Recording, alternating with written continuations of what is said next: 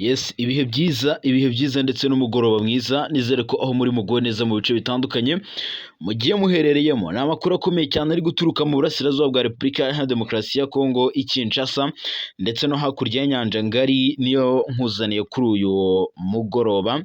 Ndaza kukubwira ko magingo aya ngaya ku kibuga cy'imirwano ibintu byongeye guhindura isura muri Kivu y'Amajyepfo, hafi ya parike y'igihugu ya Kahuzi Biega, aha ni muri teritwari ya Kabare. akaba ari imwe mu bice rero bikomeje kugenda biberamo imirwano iremereye cyane. Abazalendo ngo barashaka kwisubiza ikibuga mpuzamahanga cy'indege cya Kavumu, gusa intare za Sarambwe zikomeje kurinda bino bice mu buryo buremereye cyane. Ndakubwira rero ibikomeje kugenda bigarukwaho. Ndetse no muri Kivu y'Amajyaruguru muri teritwari ya Rucuro hari kubera imirwano iremereye cyane, binasize M23 yigaruriye ibindi bice kuri uyu mugoroba. Ndaje mbikubwire. Ndanyarukira mu gihugu cya Uganda nkubwire ko General Muhoozi Kainerugaba yahananuye cyangwa yamanuye bikomeye cyane uwahoze ari intasi nkuru mu gisirikare cya Uganda UPDF, amwohereza mu gihugu cy'u Burundi. Witwa Birungi yayoboye icyitwa CMA hagati yo muri 2022 Mata no kugeza muri 2025 rero, ubwo yasimburaga kuri izi nshingano Major General Abeli Kandiho mbere yo kugirwa umuyobozi wa diviziyo y'ingabo za Uganda zishinzwe kurwanirira mu misozi miremire. Uyu nguyu yamaze kuba ahananurwa mu buryo bukomeye cyane. Muhoozi ni itangazo yanyujije ku rubuga rwa X yahoze yitwa Twitter nyuma yo kumuhananura, ahita amwohereza mu gihugu cy'u Burundi. Ibi byose ndaje mbikubwire, ndetse ni operation yagiye ikorwa mu buryo bumwe cyangwa ubundi.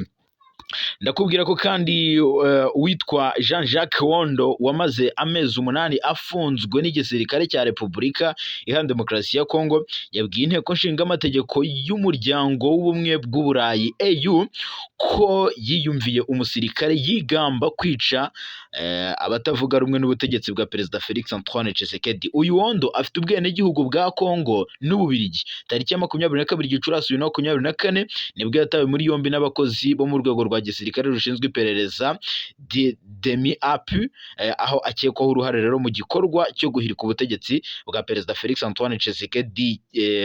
Uyu mugambi rero ngo waje gupfuba tariki ya 19 Gicurasi. Ibi byose ndaje mbikubwire, ndetse nkubwire n'ibyo uyu witwa Jean-Jacques Wondo aregwa ndetse n'ibyo ashinjwa. Ese ni muntu cy'ubundi? Ibi byose nibyo nkuzaniye kugira ngo mbikubwire. Si ibyo gusa biri kuvugwa hano mu karere ka Afurika y'ibiyaga bigari, kuko muri Uganda hatangiye umukwabu mu ntasi zikekwaho kubeshya ko umutwe w'iterabwoba wa ADF NALU ushaka gutera i Kampala ugakuraho ubutegetsi bwa Perezida Yoweri Kaguta Museveni. Iri tsinda rero rigizwe n'uhagarariye umugaba mukuru w'ingabo n'umuyobozi mukuru wa polisi n'umuyobozi w'urwego rushinzwe umutekano w'imbere mu gihugu n'urwego rushinzwe umutekano wo hanze n'umuyobozi w'ubugenzacyaha n'umuyobozi w'ishami rishinzwe iperereza mu mutwe w'ingabo zirinda umukuru w'igihugu cyangwa abayobozi bakuru. Ibi byose ndaje mbikubwire, ndetse n'uyu mukwabo watangijwe hari i Kampala. Ibintu ntabwo byoroshye n'aka na gato, abari gukekwaho ni benshi kandi ibyaha biri kugenda bamwe binabahama mu buryo bumwe cyangwa ubundi. Ndakubwira rero no muri Kivu y'Amajyepfo, witwa General Sultan Emmanuel Makenga ni umugaba mukuru w'ingabo za M23. Hari byinshi yavugiye muri Kivu y'Amajyepfo, hari byinshi yatangaje, hari byinshi yagarutseho ku rugamba M23 irimo ihangana n'igisirikare cya leta ya Kongo FARDC, FDLR ndetse n'abazalendo mu bice bitandukanye. 5 reka mbahereze ikaze n'abasabe gukora subscribe bwe mutarayikora, kugira ngo tujye tubana mu makuru n'ibiganiro tubategurira kuri uyu muyoboro 5 reka tubagezaho amakuru ya mbere yizewe acukumbuye kandi aturutse ku isoko. Ikaze. Mbere ko nterekeza mu burasirazuba bwa Kongo ku kibuga cy'imirwano, kamubwire ko i Kinshasa yitwa Jean-Jacques Wondo, uyu nguyu yiyumviye umusirikare yigamba kwica abatavuga rumwe n'ubutegetsi bwa Perezida Felix Antoine Tshisekedi. Uyu Jean-Jacques Wondo wamaze amezi 8 afunzwe n'igisirikare cya leta ya Kongo FARDC, yabwiye inteko nshingamategeko y'umuryango w'ubumwe bw'Uburayi EU ko yiyumviye umusirikare yigamba kwica abatavuga rumwe n'ubutegetsi bwa Perezida Felix Antoine Tshisekedi. Uyu Wondo ufite ubwenegihugu bihugu bw'Ububiligi ndetse n'ubwa Repubulika ya Demokarasi ya Kongo tariki ya 22 Gicurasi 2024 nibwo yatawe muri yombi n'abakozi bo mu rwego rwa gisirikare rushinzwe iperereza DEMI-AP, aho akekwaho uruhare mu gikorwa cyo guhirika ubutegetsi bwa Perezida Faci cyapfubye kuri tariki ya 19 Gicurasi. Icyo gihe Wondo usanzwe ari inzobere mu bushakashatsi mu bya gisirikare yatawe muri yombi mu gihe yari umujyanama mu mavugurura y'urwego rwa Repubulika ya Demokarasi ya Kongo rushinzwe iperereza NR. Muri Gashyantare 2025 nibwo yafunguwe nyuma y'igitutu ubutegetsi bwa Repubulika ya Demokarasi ya Kongo bwashyizweho na leta y'Ububiligi n'inteko ya AU, kuko yari iherutse gutora umwanzuro usaba ko arekurwa agasubira i Buruseli mu Bubiligi, aho yari akatiwe igihano cy'urupfu ariko we agashimangira ko arengana. Kuri tariki ya 25 Kamena 2025 nibwo uyu Wondo yari imbere y'abagize inteko nshingamategeko ya AU yashimangiye ko yakatiwe igihano cy'urupfu, nyamara nta bimenyetso bigaragara ko yaba yaragizemo uruhare mu gikorwa cyo guhirika ubutegetsi bwa Perezida Felix Antoine Tshisekedi cyapfubye. Uyu Wondo wari wambaye ishati ijya gusa n'impuzankano y'imfungwa zo muri gereza ya gisirikare ya Ndolo yafungiwemo, yagaragaje ko Repubulika ya Demokarasi ya Kongo iri kurohama bitewe n'uko ubutabera bwifashishwa nk'igikoresho cyo gukandamiza ikiremwa muntu. Yagize ati ubutabera bwa Repubulika ya Demokarasi ya Kongo ati burajegajega, ati sinjye njyenyine ubivuze kuko Perezida Felix Antoine Tshisekedi yabyivugiye nawe, ati gukoresha ubutabera mu nyungu za politike ni ikintu gisanzwe muri Repubulika ya Demokarasi ya Kongo ku mukuru w'igihugu.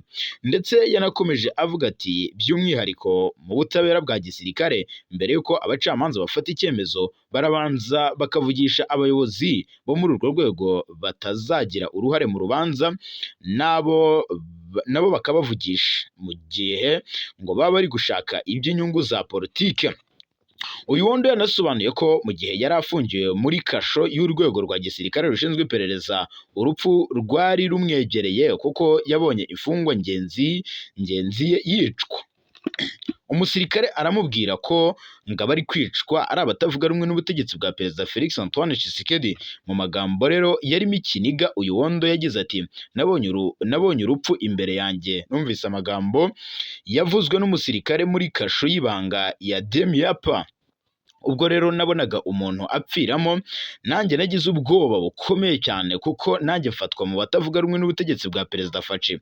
Mu mpera za 2023 nibwo abakozi ba DEMI-AP batawe muri yombi na Colonel Masuku wabaga mu mutwe w'ingabo zirinda umukuru w'igihugu, kuva ubwo umuryango we utongeye kumenya amakuru ye. Uyu Wondo yavuze ko yabonye Colonel Masuku asamba ariko abura uko amutabara. Ubwo rero bari muri iyi kasho, ati yabonye uyu Masuku ari kuribwa, ati mbura uko mutabara kuko twari dufunganywe, ati nabuze uko mutabara. Mu Gushyingo 2024 nibwo aba bari bafungiwe muri gereza batawe muri yombi n'uwitwa Lieutenant General Sikatenda Shabani wabaye umugaba mukuru w'ingabo za leta ya Kongo FARDC kuva muri 2003 kugeza muri 2009. Uyu musirikare yapfiriye muri gereza tariki ya 4 Kamena 2025. Uyu Wondo yavuze ko ubwo Lieutenant General Sikatenda yari afungiye muri gereza ya Ndolo bahuye bakaganira, ahamya ko uyu musirikare wari ufite imyaka 82 y'amavuko yazize kubura imiti yashoboraga kumukiza uburwayi yari afite. Uyu Jean-Jacques Wondo rero yageze mu nteko ya AU yambaye ishati ijya gusa n'iy'imfungwa za leta nyine zifungirwa hariya i Kinshasa muri gereza zitandukanye, cyane cyane iya Ndolo hariya i Kinshasa. Muri Uganda rero uti bimeze gute? Uganda yatangiye umukwabo mu ntasi zikekwaho kubeshya ko umutwe w'iterabwoba wa ADF ushaka gutera umurwa mukuru Kampala. Igisirikare cya Uganda UPDF cyashyizeho itsinda ryo ku rwego rwo hejuru rishinzwe gukora iperereza mu bakorera mu nzego z'ubutasi, nyuma yaho biketswe ko batanze amakuru atariyo ateguza ko umutwe w'iterabwoba wa ADF uteganya kugaba ibitero cy'ubwiyahuzi mu murwa mukuru i Kampala. Iri tsinda rigizwe n'uhagarariye umugaba mukuru w'ingabo n'umuyobozi mukuru wa polisi, umuyobozi w'urwego rushinzwe umutekano w'imbere mu gihugu, umuyobozi ushinzwe urwego rushinzwe umutekano wo hanze, umuyobozi w'ubugenzacyaha n'umuyobozi w'ishami rishinzwe iperereza mu mutwe w'ingabo zirinda abayobozi bakuru. Leta ya Uganda ivuga ko inzego zishinzwe gukumira ibikorwa by'iterabwoba zimaze iminsi zitanga integuza zikurikirana zivuga ko umutwe w'iterabwoba wa ADF NALU ushaka kugaba ibitero by'iterabwoba mu mujyi w'i Kampala ariko ntibibe. Iperereza rero ry'ibanze ryagaragaje ko bishoboka ko bamwe mu bashinzwe umutekano bashobora kuba barakabirije aya makuru cyangwa se bakayahimba kugira ngo bahabwe amafaranga yitiriwe kurwanya iterabwoba.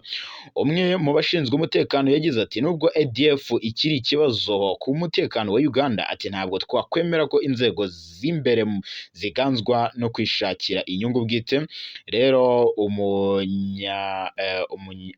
ubunyangamugayo bw'inzego zacu z'umutekano buruta byose. Iri tsinda riyobowe n'umugaba mukuru wungirije w'ingabo za Uganda UPDF Lieutenant General Sam Akindingi, riteganya rero gusuzuma raporo z'ibikorwa by'ingenzi ku mutekano, itumanaho. Ibi rero byakozwe mu buryo amafaranga ngo yakoreshejwe ndetse n'amakuru y'ubutasi yatanzwe ku bitero by'ubwiyahuzi mu mezi 6 ashize. Biteganyijwe ko kandi iri tsinda rizahata ibibazo abayobozi bo mu rwego rw'ubutasi rwa gisirikare ndetse n'urwa polisi, kandi iperereza nirirangira rizashyikirizwa umugaba mukuru w'ingabo za Uganda General Muhoozi Kainerugaba. Anaherutse rero gutegeka ko umuyobozi w'ishami rya gisirikare rishinzwe kurwanya iterabwoba Colonel Peter Ahimbisibwe na Lieutenant Colonel Ephraim Byaruhanga uyobora ishami rishinzwe ibikorwa byihariye batabwa muri yombi nyuma yaho biketswe ko aya mashami yacengewe na ADF akajya atanga amakuru y'ubutasi atariyo. Uyu Colonel Ahimbisibwe na Colonel Byaruhanga bafungiwe mu cyicaro gikuru cya gisirikare Imbuya mu murwa mukuru i Kampala mu gihe iperereza rigikomeje mu buryo bumwe cyangwa ubundi. Saya gusa ari kuvugwa hano i Kampala muri Uganda, kuko General Muhoozi Kainerugaba yongeye kuvugisha benshi amangambure ahananura uwahoze ari intasi nkuru mu gisirikare cya Uganda UPDF, ahita amwohereza mu gihugu cy'u Burundi.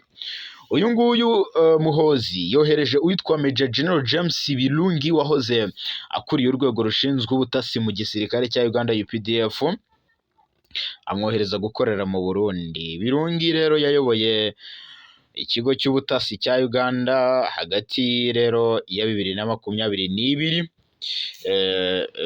ndetse birangira muri Mata 2025 ubwo yasimburaga kuri izi nshingano Major General Abeli Kandiho mbere yo kugirwa umuyobozi wa diviziyo y'ingabo za Uganda UPDF zishinzwe kurwanira mu misozi miremire. Mbere rero yo kuba umuyobozi w'ishami rishinzwe ubutasi, uyu Birungi yari yaragiye akorana akora izindi nshingano zikomeye mu gisirikare zirimo no kuba umuyobozi w'umutwe w'ingabo zidasanzwe uzwi nka Special Force Commanders.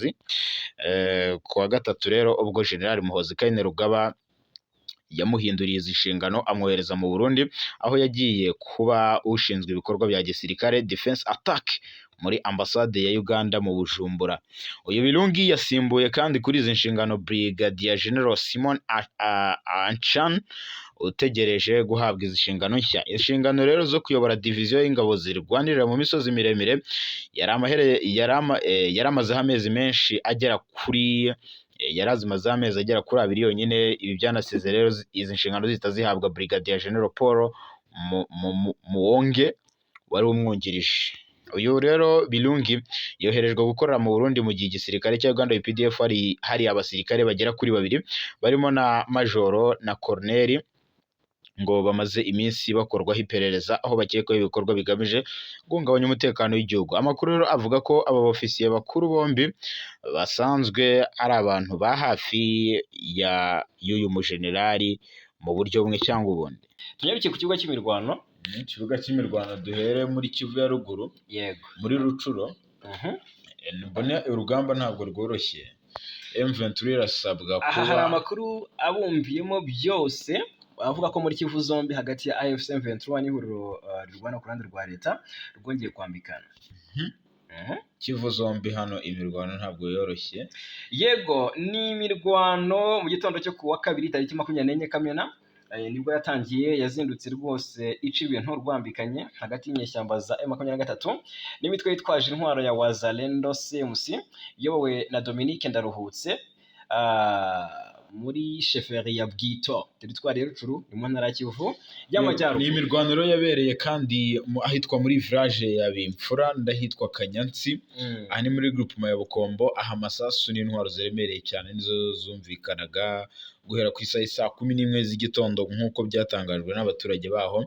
Ni imirwano kandi yateje inyivumbagatanyo mu baturage, aho abenshi bavuye mu byabo barahunga, aho abaturage benshi bandi bahunze berekeza mu ahitwa Mashango n'ahitwa Mweso no mu bice bitandukanye byo muri teritwari ya Masisi bibegereye. Ni imirwano ije ikurikira imvururu z'intambara zimaze ibyumweru byinshi mu bice bitandukanye byo muri Rucuru, harimo n'ahandi h'ingenzi harimo muri groupement ya Bambo, Tongo ndetse na Kihondo.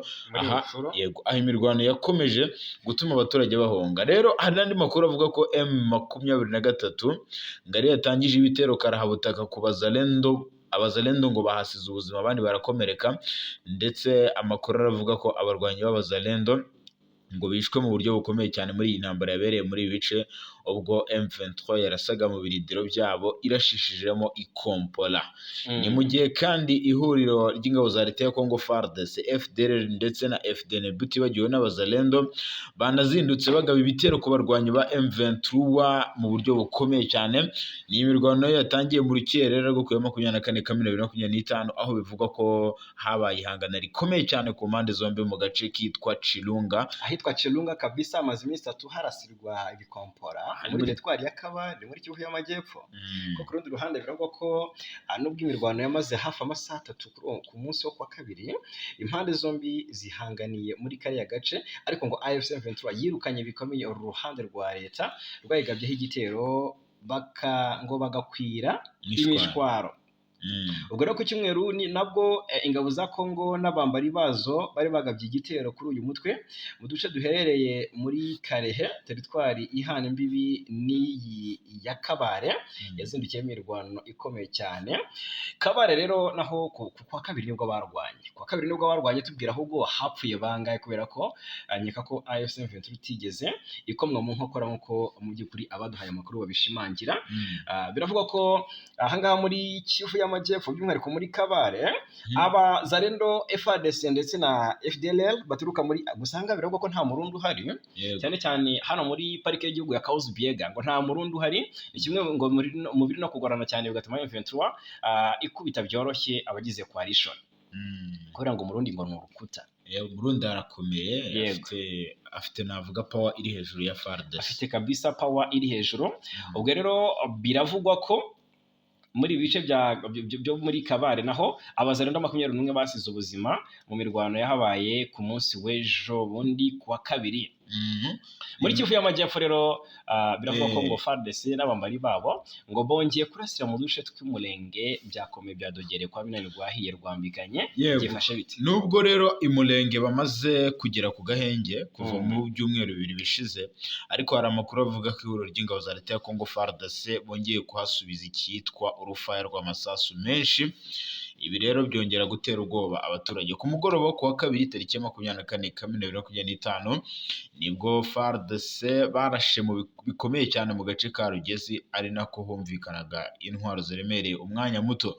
Utu duce neza twarasiwemo cyangwa twabereyemo imirwano ni uduce twa Nyakirango, Kwihene, Macikacika ndetse n'ahitwa Kabanju ahumvikanye iyi mirwano. Ni amasasu yaraswaga ubwo imirwano yabaga nyine, kandi hafi ya centre ya Minembwe naho humvikanagamo urusaku rw'intwaro. Ahitwa rero mu Rugezi hiriwe nanone ituze, gusa ku munsi w'ejo bisa nkaho urugamba rwari ruri kubera ahitwa mu Mikenke. Ubu rero amakuru aravuga ko kuva ku mugoroba w'ejo aribwo Rugezi ngo umwanzi yakomeje kuharasa, ariko birangira asubijwe inyuma iri rasana rero ryakozwe n'uruhande rwa leta gusa byamaze umwanya muto nk'uko bivugwa. Kuva ku cyumweru rero nta hantu hongeye kubera imirwano kandi ntibyari binasanzwe kuko haberaga imirwano ikomeye cyane. Ni imirwano rero hagati y'impande zombi iheruka mu mpera za kiriya cyumweru, dore ko amakuru avuga ko ahitwa Mukoko no mu tundi duce duherereye mu nkengero za santere ya Minembwe nka Nyaruhinga humvikanye imirwano ikomeye. Gusa uko niko ihuriro ry'ingabo za leta nubwo bakomeje gutera muri ibi bice, ariko M23 na twirwaneho nibo bari kugenzura igice kinini cyane hano muri Fizi ndetse no mu Minembwe, aho basubije inyuma FARDC, FDLR ndetse na FDNB, utibagiwe n'abazalendo bahatikiriye ku buryo bukomeye. Noneho rero hari inkuru twari dusimbutse, ariko birashoboka ko muri Masisi haba hakiri urugamba rukomeye. Bwana Nsanzimfura ngo hari abitwa abazalendo bamaze iminsi bakora udutendo, ubwo ni abitwaje intwaro nyine, ariko wumve ko niba abazalendo, niba M23 yafashe uduce, hari ukuntu bongera bakoramo imyambaro bagahisha mu bakigira abaturage, bakoramo impuzankano bakigira abaturage. Haravuga rero ngo ibisasu byumvikanye mu ijoro ryo kuwa kabiri shyira kuwa gatatu ahitwa ngo ni Gisura, ni hejuru gato ya Katembe ndetse na Rushonga, urumva. Kandi aha hose hari ibirindiro by'abarwanyi hagenzurwa na M23. Ugaruka hano hafi za Karuba, ugaruka hano nanone za Mitumbara centre. Bivuga ko abazalendo bamaze iminsi baturitsa icyitwa ibibombe cyangwa se barara barasa, ariko bikavuga ko ngo ni ubujura barya gusabira abaturage. Ahangaha Mitumbara centre ngo ku cyumweru gishize ngo humvikanye ubusahuzi, M23 iratesha ndetse ihishira abitwaje intwaro bagera kuri 5, birangira bagenzi babo batorokeye ahitwa Katembe, abandi bahongira Kobokobo, kuko Mitumbara ifite imihanda ibiri, ugaruka Sake, uzamuka Kobokobo ndetse n'uterera hariya za Karuba werekeza Katembe. Ahangaha rero icyabaye nuko abazalendo cyangwa se abitwaje intwaro bakomeje kugenda bahajagajaga ngo kandi bakaboneka amasaha y'umugoroba. Biteye inkeke cyane rero. Ahangaha niko amakuru avuga. Gusa M23 iracyakora amasuku muri bino bice. Byumvikane ko mu bice bya Masisi ntabwo ituze riragaruka cyangwa se nta mutekano uhari wakwizerwa. Ntabwo urizerwa umutekano. Indi nkuru ivuga ko ahitwa hano hejuru ya Sake gato Kimoka, hamwe mu hakorewe operation ya Springbok ya Monisco. Iyi Kimoka uyiriho ni umusozi uhanamiye Sake, ko Sake ni ikibaya kiri hagati. Ubwo navuga Kimoka iba yitegeye mu Bambiro, ahari ibirindiro bya Sadek. Ejo bundi urabizi ko Sadek imaze iminsi yitahira. Yego. Uri hano Kimoka uba ureba hakurya Mitumbara, mu Bambiro, ariko kandi ureba no hasi mu kibaya ahitwa Sake. Hari amakaritsiye arimo ahangaha rero ngo naho humvikanye iturika ry'ibisasu mu masaha ya saa 7 z'ijoro byo ku gatandatu rishyira ku cyumweru. Bikanavugwa ko ahangaha muri Kimoka ngo habonetse ku cyumweru, ubwo nyuma y'ayo masasu nyine yari yumvikana amasaha ya saa 7 z'ijoro. Byarabaye muri iryo joro ryo ku cyumweru rishyira ku wa mbere tariki 23 mu gitondo. Hahise haboneka imirambo y'abasore 2 yabonetse muri duce twa Sake werekeza Kimoka. Yego. Urumva ni mu nzira ihuza Kimoka ndetse na Sake, ni muri groupement ya Kamuronza muri teritwari ya Masisi, ni muri Kivu y'Amajyaruguru. Amakuru aratugeraho avuga ko ahangaha naho hongeye kumvikana urusaku rw'imbunda mu masaha y'ijoro ryo kuwa kabiri rushyira kuwa gatatu, kandi bivuze ko no ku cyumweru rushyira kuwa mbere hari habaye. Aha naho rero ni hamwe muho abaturage bariyo batekanye gake, bavuga bati intare za Sarambwe nk'uko zigenderera abandi, bati natwe ntizigire gute, ntizidusige, bati nizitabare zize mu by'ukuri, kuko n'ubundi nizo zakoraga amapaturi. Kuko nk'imirwano yabaye cyangwa se iryo rasana ryabayeho mu gitondo cyo ku cyumweru kira kuwa mbere, mu rukera rwo ku cyumweru kira kuwa mbere, byari mu saa 7 ndetse na saa 7:15. Iyo mirwano yakomotse yatewe n'abitwaje intwaro batamenyekanye, barasanye bikomeye na M23 yari kuri patrouille hano mu bice bya Kimoka. Urumva ibyo bisasu biravuga ko byaturutse nyine muri ku ngabo zari kuri patrouille za M23 ngo n'itsinda ry'abantu bitwaje intwaro bataramenyekana na magingo aya. Ubu rero na magingo aya umutekano nturaboneka muri ibice bya Kimuka, nubwo biba akanya gato ariko biteye inkeke. Abantu baribaza bati ese biri guturuka kuki? Ni ibintu byisubiramo, ni ibintu byisubiramo. Yes, ubwo rero ahangaha bari gukaza umutekano, ndetse biravuga ko ngo hari deployment yakozwe hano ya M23 ya M23. Byabaye ngombwa ko rwose hari abarwanyi bari ahitwa Rutoboko bagabanywamo bazanwa hano mu nkengero za Sake, ubwo mu marembo hano za Piage nahe kugira ngo bazibire mu by'ukuri abari Kimoka bakomeze bakurikirana abari Kinigi bazamuka za Kirorirwe, bamenye ese abari gutera bari guturuka he, aba bagizi ba nabi bari kurasa bari guturuka he ahangaha muri ibi bice. Ngayo nguko amakuru aturuka muri teritwari ya Masisi ni muri Kivu y'Amajyaruguru. Tutarava muri Kivu y'Amajyaruguru ariko Warikare naho ngo umusirikare wasinze yakoze amabara, yakoze ishyano, yica abagenzi bagera kuri 3 akomeretsa n'abandi benshi. Umubare w'ubutangazanga muri inkuru. Yego, ni umusirikare wa Repubulika Iharanira Demokarasi ya Kongo, ubwo n'umwe mu basirikare mu ngabo za leta yarashe abasirikare ariko ngo yanyoye icyitwa ngo Kamanyinya plus urumogi. Manyinya n'urumogi hariya umu FARDC yanyweye mu rumogi cyane, cyangwa se umuzalendo aba yitwara. Yego, ibiro byabereye muri groupement ya Rubereki muri teritwari ya Warikare. Amaze iminsi hadatuje naho havugwa imyiteguro y'urugamba. Ndetse abaturage banageze naho batekereza ko ari M23 yabije gufata ibintu bice nk'uko imaze iminsi bivuga. Kuva mu gitondo cyo ku 24 Kamena 2025 nibwo uyu musirikare yakoze aya marorerwa cyangwa aya mahano, ahita ashyikirizwa ubutabera. Uyu musirikare yakoze aya mahano magingo yangaya abasobanura iby'iyi myitwarire y'uyu musirikare bavuga ko yayitewe n'ubusinzi kuko yari yanyoye inzoga. Abaturage kandi bakomeje bavuga ko batekerezaga ko ari imirwano ishobora kuba igiye kubura hagati y'ingabo za leta ya Congo FARDC ndetse na M23 kuko bumvaga amasasu menshi cyane muri centre y'ahitwa mu Ngazi.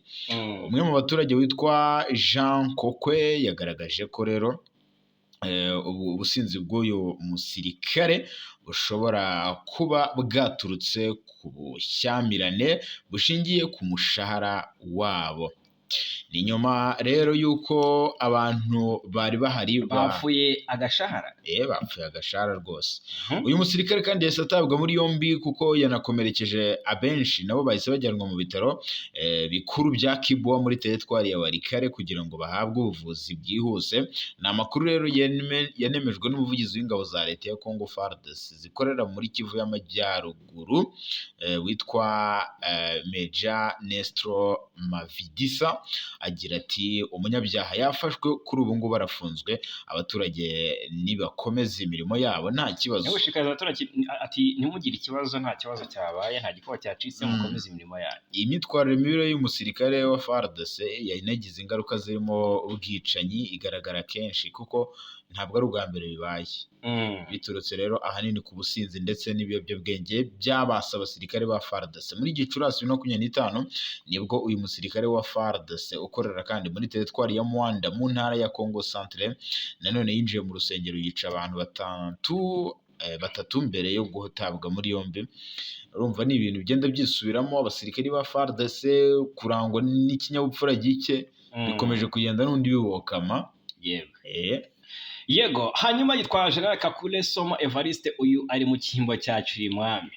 Ni guverineri w'intara Kivu. So ntabwo baba bafite giki niba Cirimwami Kasengeza atarayitarutse koko Soma Kakule yizeye iki?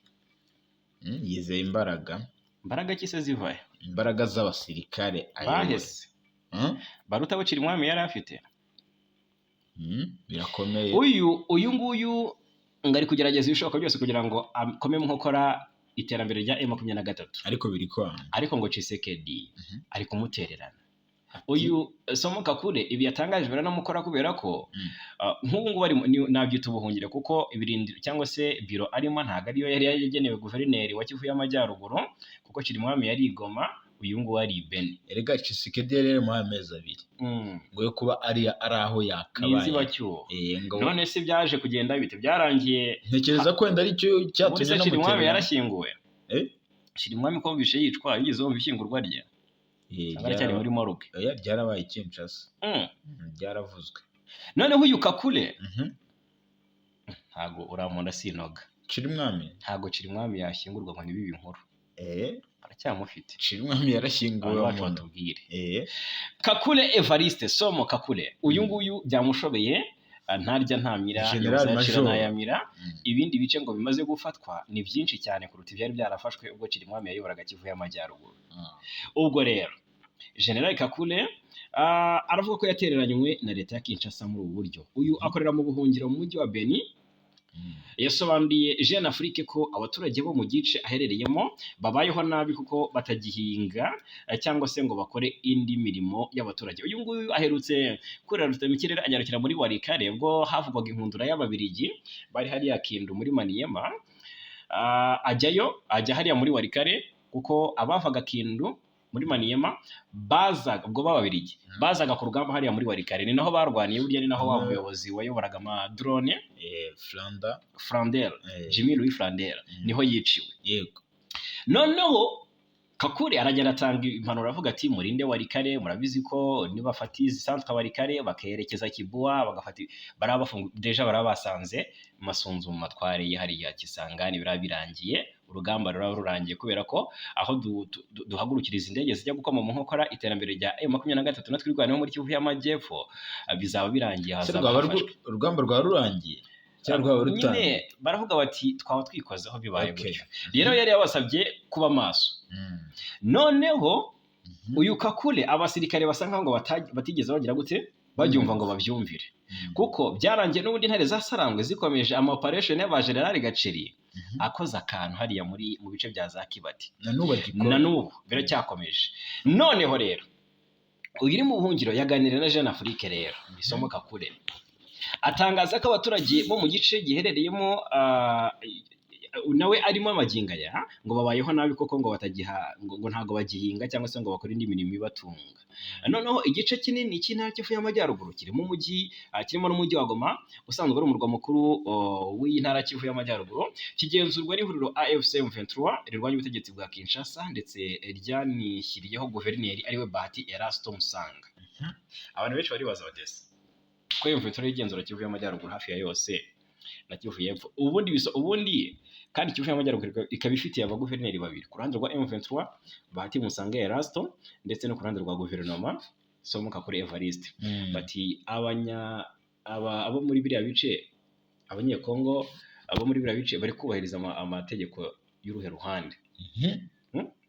Abantu bacu baze kutubwira muri comment byagenda biti. Ubwo rero Kakule yavuze ko kuva AFC M23 yafata ikibuga cy'indege cya Goma mu mpera za Mutarama uyu mwaka abafatanya ibikorwa basa n'abatazi ko hari ubuyobozi bw'iyi ntara bwashyizweho na leta bubaho.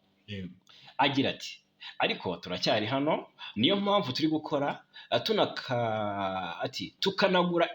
tukanagura ikibuga cy'indege cya Beni Mavivi.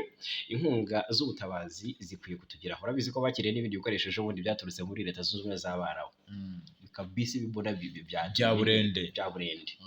Uyu musirikare yaciye amarenga ko leta ya Kinshasa idafasha bihagije abaturage bahungabanye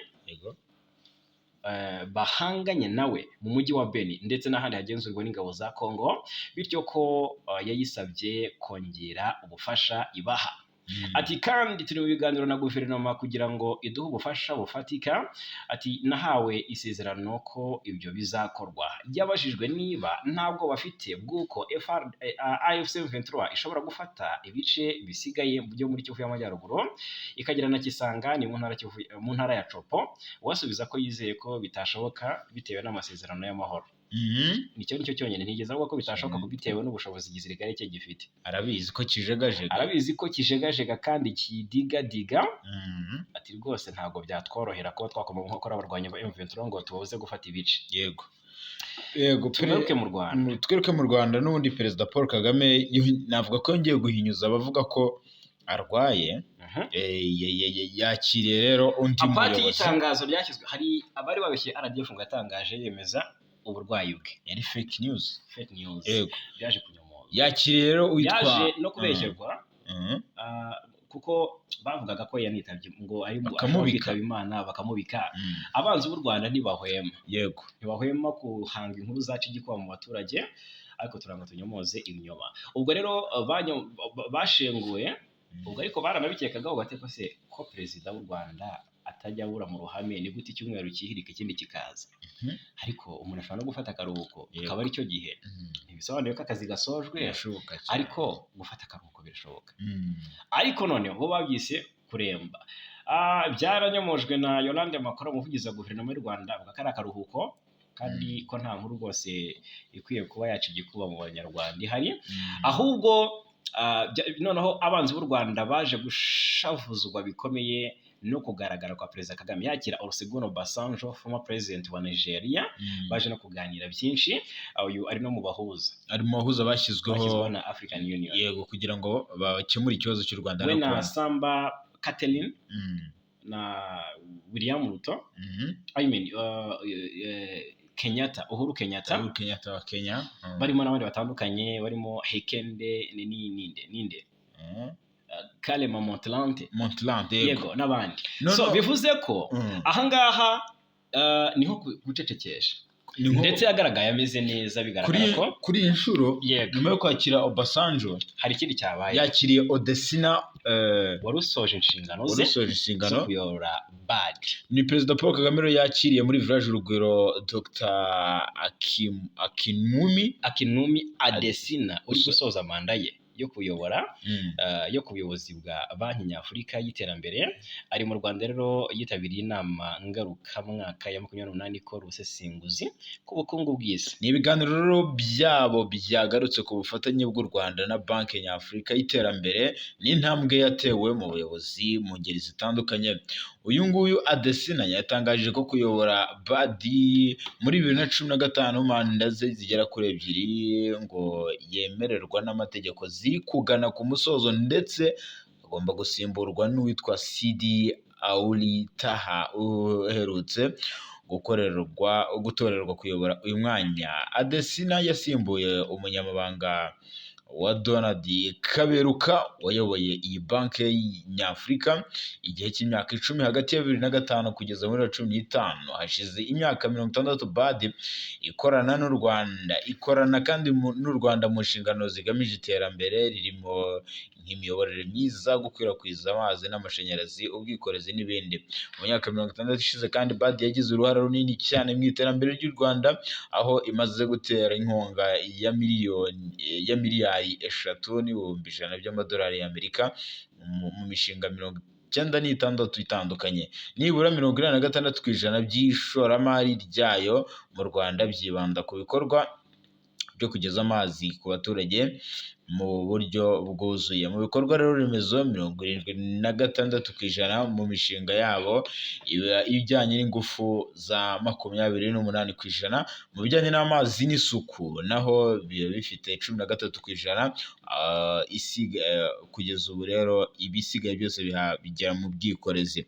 BAD yafashije u Rwanda mu mishinga itandukanye nka Kivu Berte, hari n'icyitwa Koriji Meloni University Africa School Architecture and Build Environment, mu kubaka kandi imihanda ya Kagitumba, Kayonza, Rusumo, Base, Rukomo, Nyagatare. Harimo kandi n'umushinga wo ku kiyaga cya Kivu ujyanye no gucuruza gaze metane mu bwikorezi, cyane cyane mu mushinga w'imodoka zitwara abagenzi zikoresha amashanyarazi. Hari kandi n'umushinga wo kubaka ikibuga mpuzamahanga cy'indege cya Bugesera. Uwo mushinga gushyirwamo imbaraga n'iki kigo mu buryo bukomeye cyane. Iyi banki Nyafurika kandi yabanye n'u Rwanda mu bihe bitandukanye by'amage, aho nko mu bihe bya COVID-19 yatanze miliyoni 100 z'amadolari y'Amerika mu kunganira leta y'u Rwanda, inafasha mu gushyiraho ikigega nzahurabukungu. Muri rusange BAD ikorana n'ibihugu 54 bya Afurika, 27 byo hanze yayo. Kuva muri 64 imaze gutanga miliyari 112 z'amadolari y'Amerika nk'inkunga cyangwa inguzanyo yakoreshejwe mu mishinga 5588 irimo 239 yemejwe 1002 iri gushyirwa mu bikorwa 4130 yo yarasojwe mu bihe bitandukanye. Ni imishinga kandi ibikorwa biri gukorwa, ni imishinga iri gukorwa kabisa mu nkingi eshanu zirimo rero kugeza amashanyarazi kuri buri wese, kwihaza mu biribwa, guteza imbere inganda n'ibikorwa bya Afurika, guhuza umugabane wa Afurika ndetse no kugaragaza ko uyu mugabane ari umugabane ukize ku mutungo kamere no guteza imbere ubuzima bw'Abanyafurika. Ni ibyo yaganiriye na Perezida wa Repubulika y'u Rwanda Paul Kagame mu buryo burambuye. Ari ikiganiro cyiza kirekire kandi gikubiyemo byinshi by'ingenzi byagirira akamaro Abanyarwanda muri rusange. Hanyuma mu gihugu cya Uganda, urumva, keretse niba hari andi makuru wenda twagarukaho mu gihugu cy'u Rwanda, ntayo gusa mu gihugu cya Uganda reka dukomoze kuri aya makuru. Mutaramu hano mpaye amakuru ushobora kuba afite igisobanuro gikomeye ku ntambara iri guca ibintu hagati ya Iran na Israel. Niko bikomeye ko ngo hari umuyobozi umaze kwicwa wa Iran nka data ngo yaba ari nde. Twahera muri Kenya gato se ko mbona bitoroshye. Hanyuma ariko Amerika ahangaha ngo kugaragaza uburyo kitoroshye. Iran iri gushimaho wapi? Iran iri gushimaho wapi? Byanze bayizibiye. Mbona ubu ikintu cyitwa mu kirere nicyo kiri gukorwa. Yimukiye mu kirere. Kirere niho bari kurwanira. Ariko barasa nkaho basibiye amayira kuko Qatar deje yafunze amayira yo mu kirere. Kandi Qatar rwose ifite indege nyinshi zigera muri ibi bihugu biri kuberamo intambara. So muri Uganda abasirikare bakuru babiri bafite amapeti yo ku rwego rwa koroneri bafunze hashingiye ku itegeko ry'umugaba mukuru w'ingabo za Uganda General Muhoozi Kainerugaba. Koroneri Peter Ahimbisibwe uyobora ishami ry'igisirikare rishinzwe kurwanya iterabwoba na Lieutenant Colonel Ephraim Byaruhanga uyobora ishami rishinzwe ibikorwa byihariye bafungiwe muri kasho y'igisirikare Imbuya ni muri Kampala. Aba basirikare batawe muri yombi mu gihe bikekwa ko amashami bayobora ashobora kuba yaracengewe n'umutwe w'iterabwoba ADF ufite ibirindiro mu burasirazuba bwa Repubulika Iharanira Demokarasi ya Kongo. Urabizi ko Muhoozi aherutse Kinshasa yanaganiriye na Perezida Paul Kagame ndetse n'umugaba mukuru w'ingabo za Kongo. Ni Perezida Tshisekedi nyaboneka, ntabwo ari Kagame. Perezida wa Kongo nyine n'umugaba mukuru w'ingabo za Kongo. Noneho akora izina ry'umugaba mukuru w'ingabo za Kongo ni Ndedi. Kucyumva ko banza mwilabwe. Yego, Lieutenant General banza mwilambwe. Noneho baganiriye ku mikoranire ya FARDC na UPDF mu kunoza Operation Shuja no kwagura ndavuga gute intego kwagura ego. Noneho ubwo urabyumva ko banaganiriye ariko ku mubano w'ibihugu byombi birumvikana. Yego, ubwo rero twari tugeze kuki aba basirikare bataye muri yombi rero kuko nakubwiye ko Colonel Peter Ahimbisibwe uyobora ishami ry'igisirikare rishinzwe kurwanya iterabwoba na Lieutenant Colonel Ephraim Byaruhanga uyobora ishami rishinzwe ibikorwa byihariye bafungiwe muri kasho y'igisirikare Imbuya muri Kampala. Aba basirikare bataye muri yombi mu gihe bakekwaho ko amashami bayobora ashobora kuba yaracengewe n'umutwe w'iterabwoba wa ADF ufite ibirindiro mu burasirazuba bwa Repubulika Iharanira Demokarasi ya Kongo. Umwe mu bashinzwe umutekano yasobanuye ko byaketswe ko izi nzego zishobora kuba zaracengewe na ADF ubwo zahaga ubuyobozi bukuru bw'igisirikare amakuru atariyo yatumye ibikorwa byo kurwanya ibikorwa by'iterabwoba by'uyu mutwe muri Uganda birushaho bihusha. Yagize ati kimwe muri ibyo byaha ni uko amashami yabo yinjiriwe akayobywa agaha ubuyobozi bukuru bw'igisirikare amakuru y'ubutasi atariyo. Ibi byatumye ibikorwa bihusha, bitera kwibaza ku bunyangamugayo buri imbere mu nzego z'umutekano za UPDF. Umuvugizi w'ingabo za Uganda Major General Felix Kulaije yasobanuye ko aba basirikare bakurikiranyweho kunyuranya n'amahame agenga imyitwarire y'igisirikare. Birumvikana cyane. Tunyarukire muri Kenya, ariko muri Uganda ntabwo amakuru yashize. Gusa Uganda wenda tuze kubijyanisha na Israel bitewe n'ibintu Perezida Museveni yatangaje. Ahubwo utubwire ku makuru aturuka muri Kenya mbere yuko nyuma yuko mbanza kukubwira ko inzego z'umutekano z'u Rwanda zirimo ingabo z'u Rwanda RDF na polisi y'u Rwanda zifatanyije na Mozambique mu kwizihiza isabukuru y'imyaka 50 icyo gihugu kimaze kibonye ubwigenge. Ni igikorwa cyabereye mu karere ka Machimboa da Praia mu ntara ya Cabo Delgado. Muri aka gace inzego z'umutekano z'u Rwanda zigira uruhare mu kugarura amahoro, urabizi.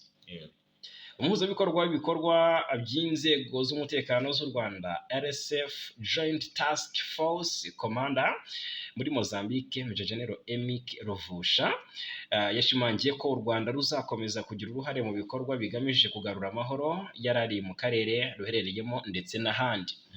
Yanavuze kandi ko u Rwanda ruzakomeza gushyigikira ubufatanye n'ibindi bihugu mu rwego rwo gushimangira ubwigenge bwuzuye bw'ibihugu byose muri rusange. Umuyobozi wari uhagarariye guverinoma ya Mozambique akaba n'umuyobozi w'akarere ka Machimboa da Praia yitwa Sergio Cipriano yashimiye inzego z'umutekano z'u Rwanda ku ruhare zagize mu guhangana n'ibibazo by'iterabwoba byari byaribasiye akarere ayobora. Ati inzego z'umutekano z'u Rwanda zabanye natwe ubwo ubumwe n'amahoro byari bigeramiwe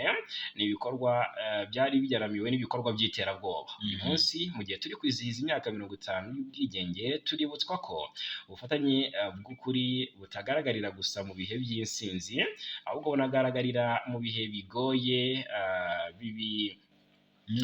bibanziriza.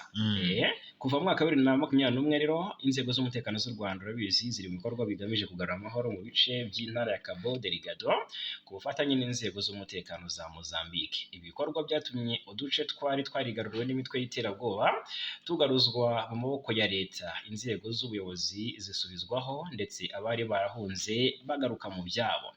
Ubwo rero iramubona ahangaha ni umuhuzabikorwa w'ibikorwa by'inzego z'umutekano z'u Rwanda RSF Joint Task Force Commander muri Mozambique Major General Emik Rovusha yabashimangiye ko u Rwanda ruzakomeza kugira uruhare mu bikorwa bigamije kugarura amahoro muri ibi bice. Yego, Kenya rero abaturage biraye mu mihanda mu kwibuka bagenzi babo biciwe mu myigaragambyo.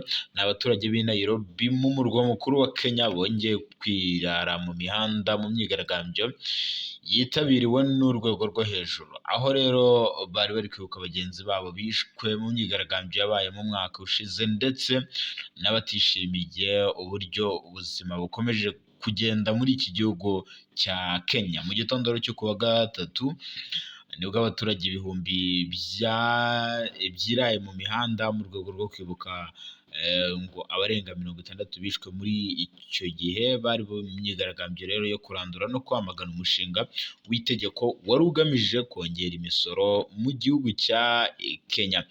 Abaturage bo bavuze ko uyu mushinga ugamije gutuma ubuzima bubahenda, bityo ko ngo biraye mu mihanda rero bakamagana iki cyemezo. Icyo gihe rero inteko ishinga amategeko ya Kenya yahise itora yemeza umushinga ku itariki 25 Kamena 2025. Mu myigaragambyo yabaye icyo gihe abaturage binjiye mu nteko ishinga amategeko batwika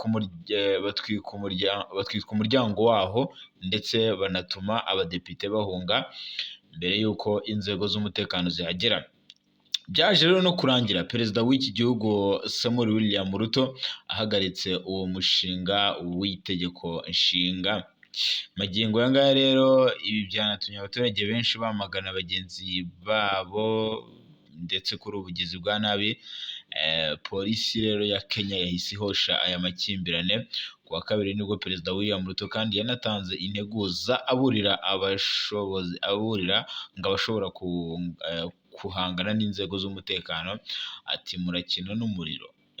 ati uwakoresha imbaraga ahangana na polisi ngo ayituka cyangwa ayitera ubwoba, ati yakabikoze ashyira mu buryo cyangwa yubaka igihugu. yego Guverinoma ya Kenya kandi yabujije abanyamakuru barimo aba radiyo na televiziyo kugaragara mu mashusho yerekana iyi myigaragambyo irimo kugenda. Ibyo rero bamwe bavuze ko bitandukanye n'itegeko nshinga ry'iki gihugu kuko ritemerera guheza itangazamakuru. kubera intambara ya Iran na Israel wabonye ko Qatar yari yafunze ikirere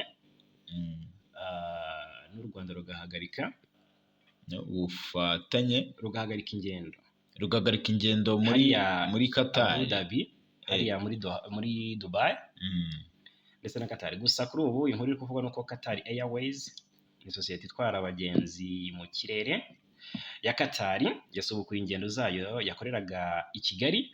Wari uzi ko nyuma y'imyaka itatu ishize Qatar Airways itajyaga ikorera mu Rwanda? bije vuba. Yego. Yes. Hanyuma Qatar Airways izajya ikora ingendo enye mu cyumweru iva cyangwa ijya i Doha muri Qatar, binatuma abagenzi bava mu Rwanda babasha kugera mu byerekezo bitandukanye by'isi, cyane ko Qatar Airways igera henshi ku isi. Umuyobozi wa Qatar Airways mu karere Yasser Mohamed Ali yatangaje ko gusubukura izi ngendo bigamije gukorana na Rwandair mu gihe hitegurwa kwakira ikibuga gishya cy'indege mu mwaka wa 2028. Kuva cyangwa kujya i Doha udahagaze bizorohera abavuye mu burasirazuba bwo hagati gusura u Rwanda no gukora ibikorwa by'ubucuruzi, kimwe n'abashaka kwerekeza mu bindi bice by'isi babone kwerekeza mu bindi bice, babone amahirwe yo kugenda biboroheye, cyane ko Doha ari igicumbi cy'ingendo zerekeje mu bindi bice cyangwa se muri byerekezo byinshi by'isi. Abagenzi baturutse muri Amerika y'Amajyaruguru, Aziya n'i Burayi bashobora kunyura i Doha bakagera mu Rwanda mu buryo bworoshye. Qatar Airways imaze iminsi ishyize imbaraga mu kwagura ingendo mu bihugu bya Afurika ndetse gusubizaho izerekeza mu Rwanda bikubiye muri gahunda yayo y'igihe kirekire yo kwibanda ku kunoza ingendo muri Afurika. Ngayo nguko rero, nguyu umuyobozi wa Rwandair Yolande Makolo ibumoso ari kumwe n'abandi bayobozi wa Rwandair. Ego, yitwa Yvonne Makolo, murambabarira ni murumuna wa Yolande Makolo, ari ibumoso uramubona barabasa. Ari kumwe n'abandi bayobozi barimo umuyobozi mukuru wa sosiyete ishinzwe gutwara abantu n'ibintu mu ndege ATL yitwa Jire Ndanga, wa kabiri iruhande rwa Yvonne Makolo. Ari iburyo n'uwa kabiri iburyo. Yego. Bari bitabiriye rero igikorwa cyo kongera guha ikaze Qatar Airways mu Rwanda. Yego, mu Perezida Yoweri Kaguta Museveni rero yabyise ubucucu uko habuze gato ngo Uganda yigarurirwe n'Abayahudi. Ikibazo cya Israel na Palestine gifatwa nka kimwe mu bimaze imyaka myinshi ku isi, ndetse kikaba mu by'ukuri n'intandaro y'intambara zagiye ziyogoza uburasirazuba bwo hagati mu bihe bitandukanye. Benshi iyo baganira kuri iki kibazo hari ingingo ikunze kwibazwaho hagati y'Abayahudi n'Abayisilamu: ni bande babanje gutura ku butaka uyu munsi bufatwa nka Israel ndetse na Palestine. Abagerageza rero gusubiza iki kibazo bashobora kuba babona ibisubizo bitandukanye bitewe n'aho baherereye mu mateka nyine, ariko reka byibuze tugerageze kujya kure hashoboka. Amateka aragaragaza ko Abayahudi babaye muri aka gace ko mu burasirazuba bwo hagati kuva mu myaka irenga 3000 ishize. Ubwami bwa Israel n'ubw'Abayahudi bavugwa muri Bibiliya bwarubahirizwaga ku butaka bw'uyu munsi buzwi nka Israel ndetse na Palestina. Abayahudi rero nibo bari bagize itsinda rya mbere ry'abantu bagize uruhare mu gutura kuri ubu butaka mu buryo bukomeye. Ahagana rero muri 70 nyuma y'ivuka ry'Abaroma nibwo bateye Yerusalemu mu ntambara izwi nk'iya mbere y'Abayahudi y'Abaroma yatangiye muri 66 kugeza muri 73 mu mwaka wa 70 nibwo Abaroma babashije kwigarurira na Yerusalemu bica Abayahudi abandi barafungwa ndetse umwe bamugurisha mu bacakara. Abarokotse bahise bahungira hirya no hino mu bwami bw'Abaroma. Ku rundi ruhande Abarabu tubona uyu munsi mu burasirazuba bwo hagati ntabwo bahatuye mbere, benshi babaga mu bihe bigoye muri Leta Zunze Ubumwe z'Abarabu, Arabini Peninsula iherereye mu majyepfo ashyira uburengerazuba bwa Aziya mu gace kagizwe ahanini n'ubutayu. Amoko y'Abarabu rero yabayeho mbere y'aba Bedouin. Benshi mu Barabu muri ibyo bihe basenga imana nyinshi polytheism, ariko nyuma y'ivuka rya Islamu bayiyoboka ku bwinshi.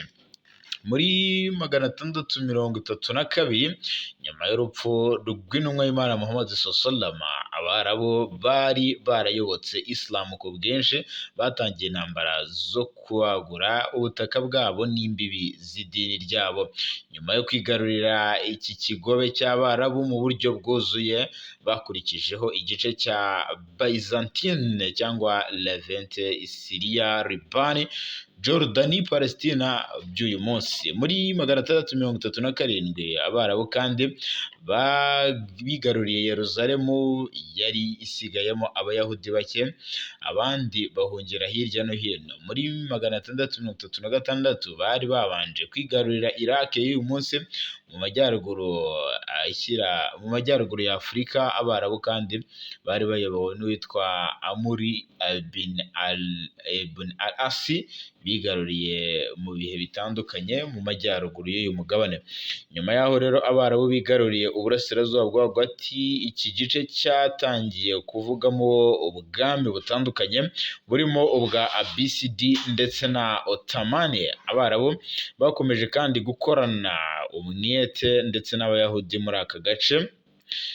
Muri 1990 ku butaka bwa Israel na Palestina, mu gice cy'ubwami Otani ndetse na Ottoman Empire cyari gituwe n'abaturage b'Abakristu, Abayisilamu ndetse n'umubare muto w'Abayahudi bari bari muri ibi bice.